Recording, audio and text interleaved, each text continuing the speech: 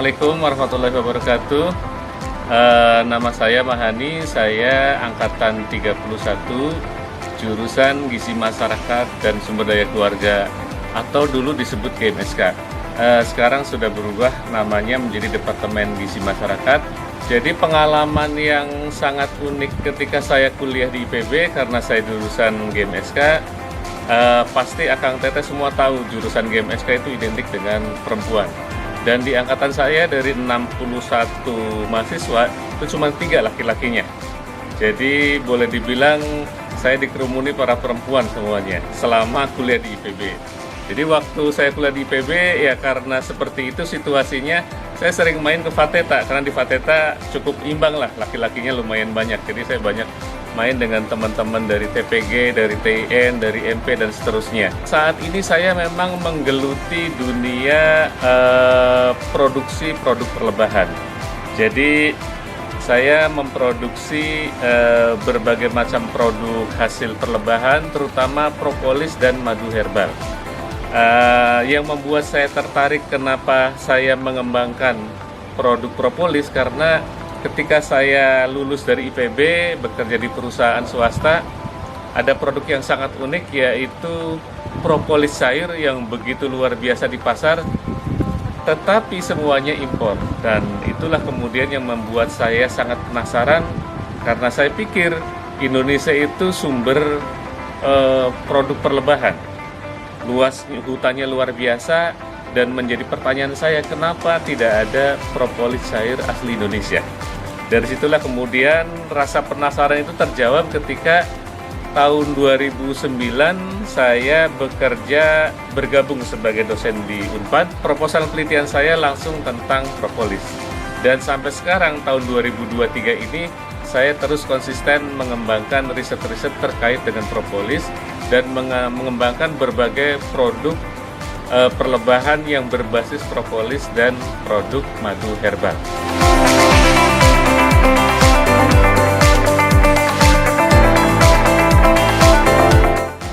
Keinginan untuk terus membesarkan produksi propolis cair nasional, maka secara personal saya mengembangkan berbagai riset atau mengembangkan teknologi tepat guna terkait dengan budidaya lebah tanpa sengat.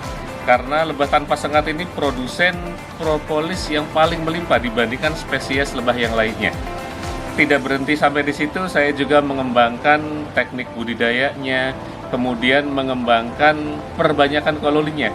Salah satu yang cukup fenomenal diliput berbagai media, misalnya inovasi saya adalah tentang rapid split, karena kecepatan split itu luar biasa, hanya dalam waktu 12 detik sudah bisa split koloni dari 1 koloni menjadi 2 koloni. Dan keberhasilan produksi propolis cair ini bukan hanya dari sisi produksi propolis mentahnya di tingkat budidaya, tetapi memang di tingkat produksi atau ekstraksinya juga saya kembangkan teknologi sama, rapid extraction juga dalam waktu hanya 5 menit. Sementara teknologi yang lain itu umumnya dikembangkan membutuhkan waktu yang lebih lama, ada yang 30 menit, ada yang 1 jam, ada yang 24 jam, dan seterusnya. Sehingga dengan berbagai teknologi tadi, memang saat ini alhamdulillah produksi propolis cair kami boleh dibilang terbesar di Indonesia, dan saya juga sangat bersyukur di tahun 2023 ini ada pencapaian yang tidak terduga sama sekali. Saat ini produk propolis cair kami adalah yang mampu memimpin pasar di pasar nasional. Yang sebelumnya ketika tahun 2011 atau sebelum 2018, produk propolis cair nasional itu dianggap hanya sebagai pelengkap di pasar propolis. Namun tahun ini alhamdulillah tahun 2023 propolis cair nasional bisa membuktikan diri menjadi leader di pasar domestik. Harapan saya ke depan bagi bisnis kami, mudah-mudahan produk berbasis perlebahan ini, baik itu propolis cair maupun madu herbal, madu murni, dan seterusnya, terus mendapatkan kepercayaan dari masyarakat, terus bisa menghadirkan kesehatan bagi masyarakat, sehingga kami terus bisa berkontribusi untuk mempertahankan, memelihara, dan meningkatkan derajat kesehatan masyarakat. Dan terakhir, pesan saya untuk IPB University sebagai alma mater saya, mudah-mudahan IPB ke depan makin jaya. Demikian dari saya. Assalamualaikum warahmatullahi wabarakatuh.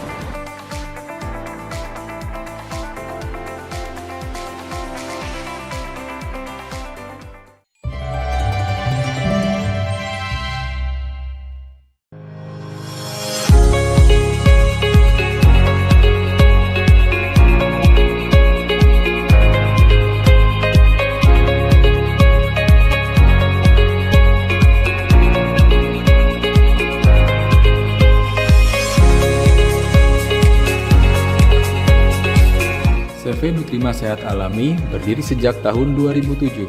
Kekayaan alam yang dimiliki Indonesia memiliki potensi yang besar bagi masyarakat, mulai dari sumber rempah-rempah, tanaman herbal, madu, dan lainnya. Salah satu potensi yang bermanfaat adalah produk perlebahan, baik itu madu, propolis, dan bee pollen.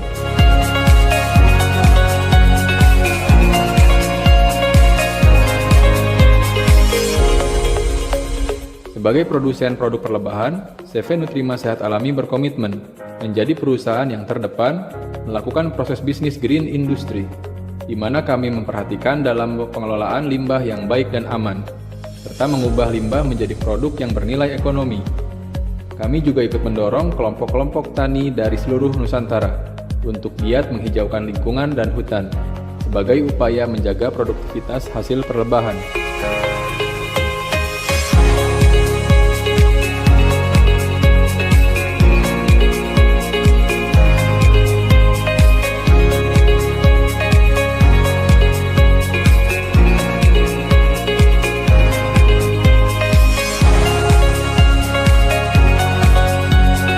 Hingga saat ini, kami telah menghasilkan kemitraan dengan berbagai perusahaan, baik di dalam maupun di luar negeri. Sebagai produsen obat tradisional yang handal, di bawah pimpinan seorang akademisi dan dikelola oleh tenaga profesional di bidangnya, perusahaan kami sudah menghasilkan berbagai macam produk yang sudah resmi dan legal hingga saat ini.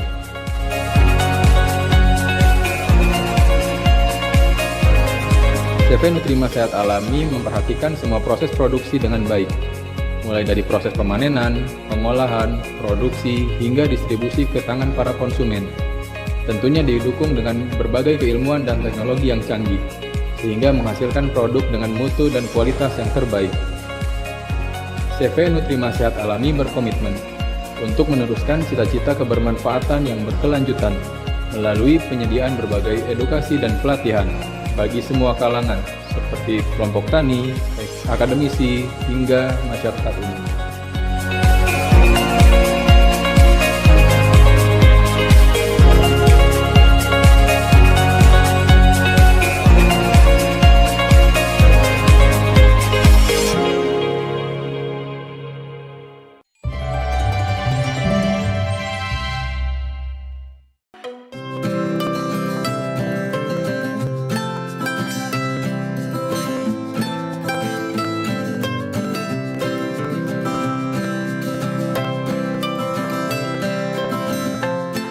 Halo, apa kabar Travelers? Senang banget saya Vicky Ardian kembali menjumpai Anda dalam Travel Notes. Anda suka mengkonsumsi madu? Sama saya juga. Saya sedang berada di Urban Bee Tewel Bogor, tepatnya ada di area perumahan Panorama yang ada di Kecamatan Sindang Barang. Saya di sini untuk mengetahui proses produksi dari madu yang tentu saja diproduksi oleh lebah yang ukurannya katanya paling kecil dibandingkan dengan genus-genus lebah lainnya ya. Yang jelas di sini juga adalah sentra produksi dari propolis. Nah, penasaran proses produksinya seperti apa? Yuk ikutin saya.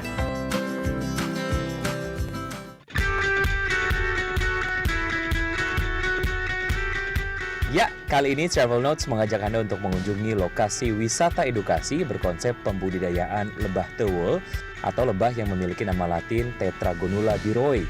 Genus lebah ini asli Indonesia loh, tepatnya berasal dari Sulawesi Selatan.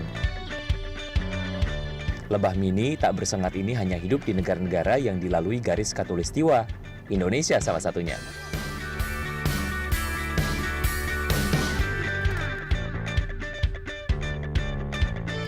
Lebah mini ini cocok jika dikembangkan di lingkungan perkotaan.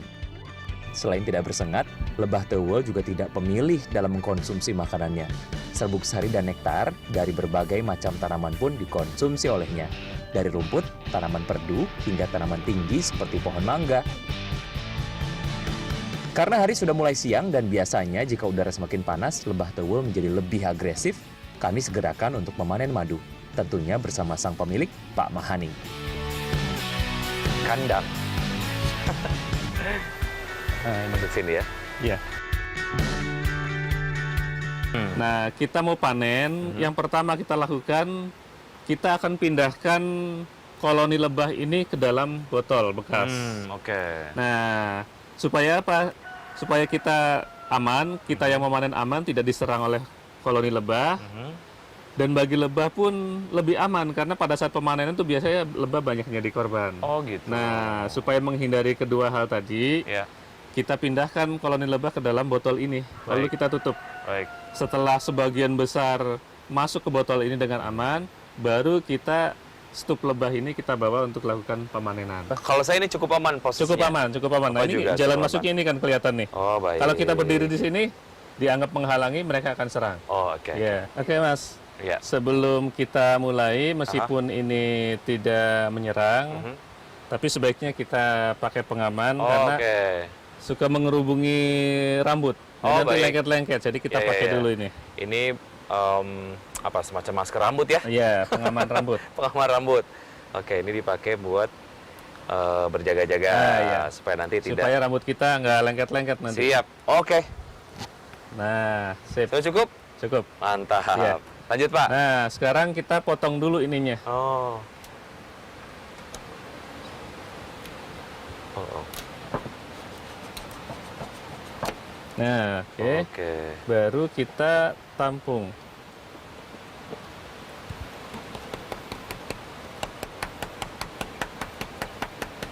Nah, ini biarkan lebahnya pindah masuk ke dalam botol ini. Oh, ini untuk mengurangi resiko lebahnya Iya. banyak memakan korban. Lumayan sih ini. Lebahnya udah mulai ngerubungin dan memang Iya. gigit ya Pak. Sekarang kita Gigitin. pindahkan koloni yang sudah kita keluarkan lebahnya. Baik. Nah, Oke. kita lakukan pemanenan sekarang. Mhm. Kita bawa ke tempat panen. Dapat oleh-oleh gigitan dari lebah. Tapi nggak apa-apa ya. Itu adalah self defense mechanism yang dipunyai oleh lebah sendiri ya Pak. Iya. Mekanisme untuk melindungi diri. Baik. Nah, baru kita lakukan pemanenan, kita copot ini. Wah, karena koloni yang madunya akan kita panen ini cukup besar dan agresif, kami pun berubah pikiran. Kami memutuskan untuk mengenakan jaring pengaman saat memanen madu. Walaupun sengat lebah ini tak beracun, sengat lebah ini lumayan rasanya. Yang Kotak yang udah kita lepas. Baik. Nah, Iya. sekarang kita akan ngapain, Pak? Nah, karena Nah, nih. kotak pemanenan udah kita lepas, Ya. ini kan susunan keduanya. Susunan 1 sampai yang 3 itu kan tetap di lokasi sarang. Nah, ini tempat penyimpanan madu dan propolis. Oke. Nah, kita lepaskan supaya jumlah yang menjadi korban dari si lebah itu Sedikit. bisa kita kurangi sedikit. Oke, baik. Cara manennya gampang, kita hanya gunakan pisau, kemudian kita lepaskan nih.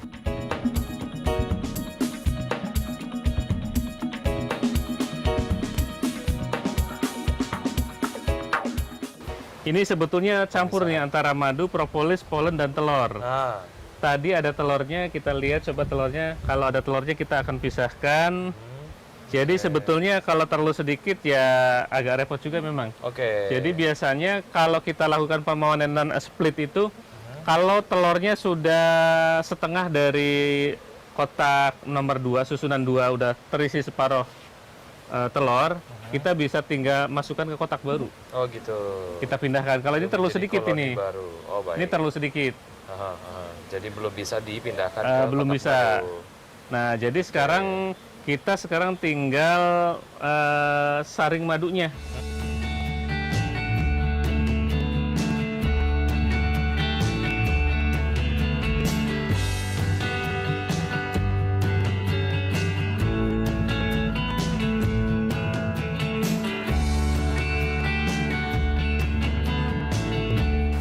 dapatnya udah madu udah bersih. Karena sudah disaring tadi ya. Iya. Madu. Sarang-sarang lebah yang sudah kami peras ini masih sangat bisa digunakan dan memiliki nilai ekonomis yang sangat tinggi. Ya, sisa remasan ini adalah bahan baku pembuatan propolis. Kita tuangkan madu hasil panen kita. Hasilnya lumayan sih. Tetap di tempat Anda ya. Usai jeda kita akan melihat proses pembotolan madu yang diproduksi oleh lebah tewel atau Tetragonula biroi ini. Suka mengkonsumsi madu murni? Pertahankan kebiasaan tersebut ya, karena madu murni memiliki bermacam manfaat bagi kesehatan. Di antaranya mengurangi batuk, membantu meningkatkan daya ingat, membantu menghilangkan luka, menghilangkan alergi, dan memerangi bakteri yang ada di dalam tubuh. Soal pembotolan madu murni, kita ngobrol yuk sama Kang Jajang. Jadi dari madu yang tadi kita sudah panen, Betul. itu diapakan sebelum masuk sini? Iya. Tadi setelah kita proses produksi pemanenan, kita tampung di sebuah jerigen besar. Baik. Nanti jerigennya yang berisi madu tadi kita pindahkan ke gentong untuk pembotolan ini. Oh gitu, tidak ada proses penyaringan? Penyaringan Dilakukan itu sebelum ini? Sebelum ini. Oh baik, jadi setelah masuk ke sini sudah disaring? Udah disaring, jadi Baik.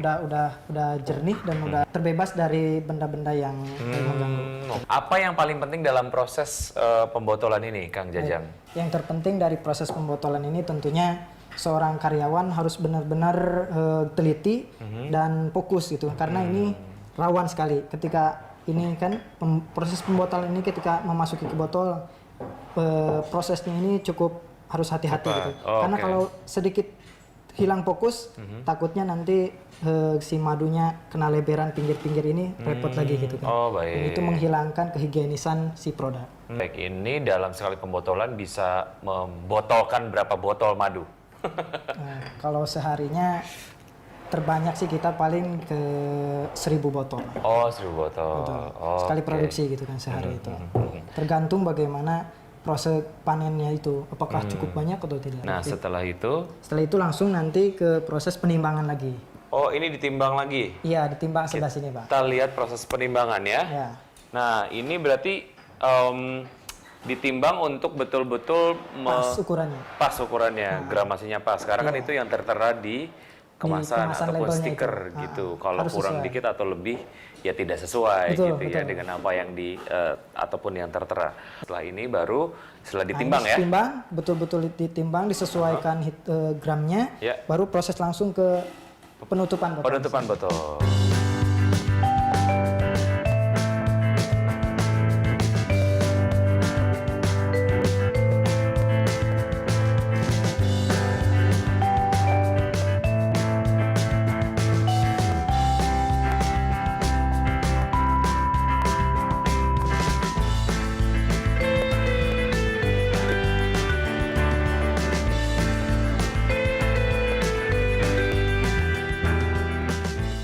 Ini kita masuk ke dalam proses pelabelan Betul. atau pemasangan stiker. Stiker. Ya, saya di sini aja deh.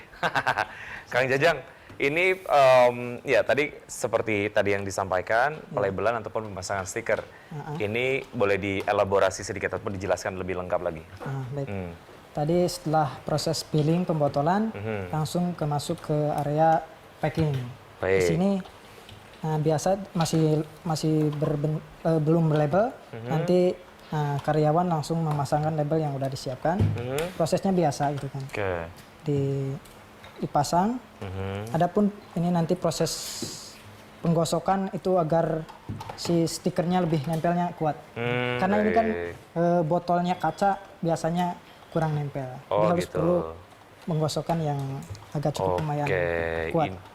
Ini semua karyawan yang bekerja di sini adalah warga sekitar sini ya. Betul, semua warga. Orang Bogor semua, tiasa Sunda, sadayana pangintennya. Alhamdulillah, tiasa. Sama, saya juga orang Sunda. Saya juga pengen ikutan lah, tapi yang gampang-gampang aja. Misalnya adalah masukin botolnya ini ke kardus. Ya. Paling gampang kayaknya. Ini ngadepnya ke sini? Ya, ke depan. Oke, sip. Setelah dikardusin, habis itu siap deh ini didistribusikan. Ya. Pemasarannya Depok, Bogor, atau seluruh Indonesia Jabodetabek, juga? Seluruh Indonesia. Oh, seluruh Indonesia. Baik, oke. Gak mau cuman gangguin karyawan yang lagi kerja, saya pun bantu-bantu sedikit deh.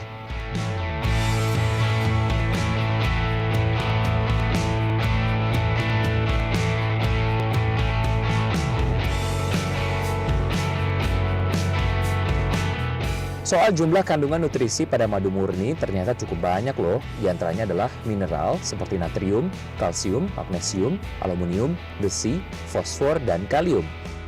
Sementara vitamin-vitamin yang ada dalam madu adalah tiamin atau B1, riboflavin atau B2, asam askorbat atau C, piridoksin atau vitamin B6, niacin, asam patotenat, biotin, asam folat, dan vitamin K. Madu murni juga memiliki kandungan berbagai macam enzim yang bermanfaat untuk metabolisme tubuh, seperti enzim diastase, invertase, glukosa oksidase, peroksidase, dan lipase. Selain memproduksi madu, lebah juga menghasilkan senyawa lengket berwarna coklat kehijauan yang disebut propolis. Propolis banyak dipercaya sebagai obat herba yang mampu menyembuhkan berbagai macam penyakit. Propolis adalah semacam getah yang dikumpulkan lebah madu dari berbagai pohon, aliran getah, atau sumber botani lainnya yang digunakan oleh lebah untuk menutupi atau memperbaiki celah pada sarangnya. Sejak tahun 350 sebelum Masehi hingga kini, propolis dipercaya sebagai obat herba yang mampu menyembuhkan berbagai macam penyakit. Nah, kita lihat proses pembotolan propolis yuk.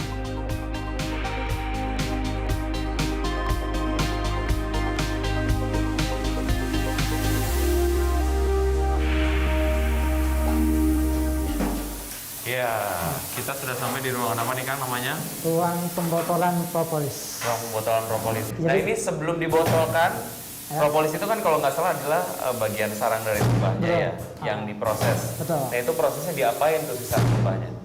Kalau dari masih berbentuk padat, itu kita ekstrak dulu. Ekstrak dulu sampai berbentuk cair nanti. Jadi di sini itu kita udah dalam bentuk cair. Dia udah proses pengekstrakan dan sebagainya. Oke. Di sini udah berbentuk cairan, jadi tinggal langsung produksi. Oke, pengekstrakan penyaringan juga Iya. dari madu tadi. Betul. Oke, menggunakan mesin Betul. memasukkan si propolisnya ke botol-botol. Ini berapa mili per botolnya? Ini per botolnya 10 ml, Pak. Oke, setelah dimasukkan ke dalam botol-botol, Ya. Kemudian itu masuk ke area langsung ke area penutupan. penutupan. Betul. Jadi sini tidak ada lagi penimbangan karena di mesin sini udah disetting di dalam disesuaikan dengan ukuran untuk 10 mili. Oh baik. Jadi begitu keluar langsung sesuai. Nah, setelah ditutupi atau ditaruh apa semacam pipet ya. Betul. Nah, setelah sini ini dikumpulin dulu nih kan. Kumpulin keranjang. Oke. Setelah ini Setelah penuh nanti langsung dimasukkan ke area packing. area packing.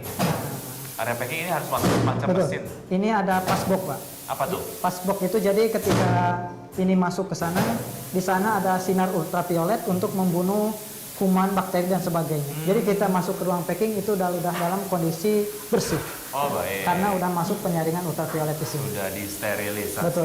ya. Oke, setelah itu Betul, langsung betul. masuk kardus dan siap Siap. didistribusikan. Betul. Oke.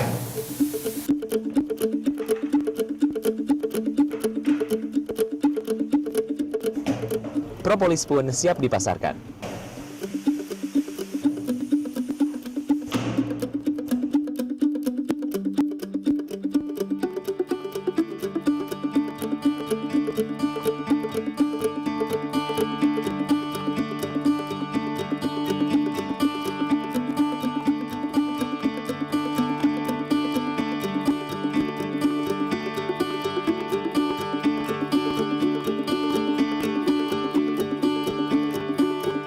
Soal konsep budidaya lebah di lingkungan perkotaan dan perumahan, kita berbincang dengan Pak Mahani dan Pak Subur ya. Urban Bee. Urban Bee Tewel Bogor. Nah, ini di belakang kita ada tanaman-tanaman yang si serbuk sarinya Jadi pakan lebah. jadi pakan lebah. Iya. Dan sudah bergabung bersama saya adalah Pak RW, Subur. Pak RW 5, Sinang Barang. Ya, jadi pertama sebetulnya saya kan konsep Urban Bee Tewel Bogor ini lahir dari keprihatinan saya karena pembangunan itu ternyata seringkali menimbulkan efek samping bagi lingkungan. Efek samping bagi lingkungan itu biasanya terjadi kerusakan lingkungan dari yang paling ringan sampai yang berat. Nah, setiap ada aktivitas ekonomi biasanya di situ ada efek pengerusakan terhadap lingkungan. Sehingga lahirlah konsep ini. Saya memikirkan bagaimana membangun ekonomi masyarakat, tetapi lingkungan tidak rusak. Nah, dengan Urban Bee ini, ketika kita genjot ekonominya, lingkungan tidak terdampak negatif, malah sebaliknya, membuat kualitas lingkungan menjadi semakin bagus. Karena apa? Kita harus tanam banyak pohon-pohonan, bunga-bungaan, rumput-rumputan, dan sebagainya. Jadi otomatis ketika kita genjot produksi madu, propolis, dan bee pollen, otomatis kita juga harus perbaiki lingkungan sebagai sumber pakannya. Oke. Lahirnya seperti ide awalnya seperti itu. Baik, Pak Subur, waktu ada Pak Mahani ide untuk bikin Urban Bee ini gitu ya, yang tentu saja hadirnya di tengah-tengah pemukiman, bagaimana akhirnya melibatkan masyarakat di sini, untuk seperti apa tuh Pak? Saya merasa bersyukur sekali Pak ya, karena akses di sini kan jadi hijau istilahnya. Nah, tidak semua jadi rumah, minimal kan taman ya. Satu, kedua dengan Urban Bee ini ya, kita merekrut tenaga swadaya warga yang ada di sini. Jadi nggak usah kerja jauh-jauh Pak ya. Iya. Yang ada di sini mungkin gitu aja Pak. Terus istilahnya ya, selain pengangguran itu ya kita kurangin dengan adanya ini. Itu intinya hijau Pak istilahnya. Wah, seru ya. Konsep budidaya lebah tewel di perkotaan didukung oleh elemen masyarakat dan oleh warga di sekitar lokasi pembudidayaan. Semoga keberadaan lokasi wisata edukasi ini memberikan manfaat ekonomi dan ekologi bagi masyarakat. Wiki Adrian, Bambang Triyono, Yudi Ardian, Berita 1, Bogor, Jawa Barat.